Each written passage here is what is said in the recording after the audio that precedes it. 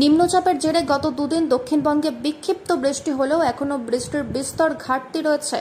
আর এই পরিস্থিতিতে আমন চাষে গতি আনতে আজ থেকে দুর্গাপুর ব্যারেজ থেকে সেচের জন্য জল ছাড়া শুরু করল ডিভিসি। সেচ দপ্তর সূত্রে জানা গেছে, ডিভিসির লেফট ব্যাংক মেইন ক্যানেল ও রাইট ব্যাংক মেইন ক্যানেল থেকে মোট ৬,০০০ কিউসেক হারে জল ছাড়া শুরু হয়েছে। জুলাই মাস শেষ হতেও চললেও এখনও সে অর্থে ভারী বৃষ্টি পায়নি দক্ষিণবঙ্গের জেলাগুলি। ফলে শস্যগোলা পূর্ব বর্ধমান সহ বাঁকুড়া, হাওড়া ও হুগলি জেলায় আমন চাষ অনেকটা পিছিয়ে রয়েছে।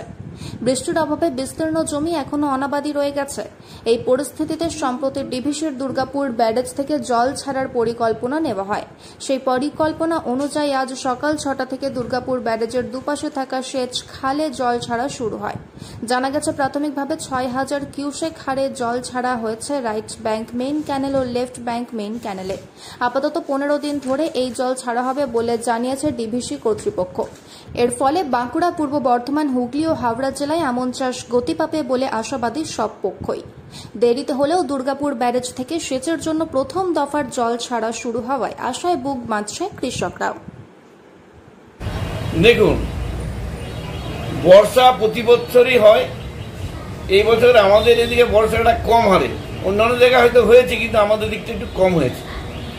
চাষিদের যেটা চাষ, প্রথমে বীজ ফেলেছিলেন, পরে বীজটা জলের অভাবে মারা যায়, নষ্ট হয়ে যায়। চাষি ভাইয়েরা রাজ্য সরকারের কাছে ডিএম এর মাধ্যমে, বিডিওর মাধ্যমে দরখাস্ত করেন। সেটা মমতা বন্দ্যোপাধ্যায় মাননীয় মুখ্যমন্ত্রী বাংলা তাদের টাকা সাড়া দিয়ে আজকে সকাল ৬টার থেকে জল ছেড়েছে, যাতে চাষিরা ভালোভাবে চাষ করতে পারে। দুটো দিকই, মেইন ক্যানেল থেকে সাইড ক্যানেলে যারা জল যেদিকে যাবে সেদিকে জল ছাড়া শুরু হয়েছে।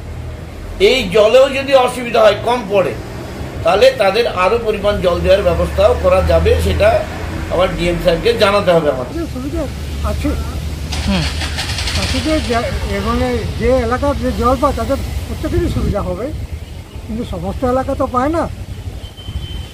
এটা কেবল এইখান থেকে সোনামুখীর নিচেটা, এই যে সামনাসামনি এইভাবে যাবে, তারা জল পাবে। আচ্ছা, বড়জোড়ার মানুষ কতটা উপকৃত হবে? বড়জোড়ার মানুষের কিছু হবে, আংশিক পাবে, মানে আশেপাশে যেগুলো আছে, হ্যাঁ যেগুলো আছে সেগুলো পাবে। এই জলটা তো প্রত্যেক বছরই ছাড়া হয়। প্রত্যেক বছরই ছাড়া হয়। এই বছর তো প্রকৃতির বৃষ্টি খুবই কম, তাহলে এইটাতে কতটা কাজ হবে?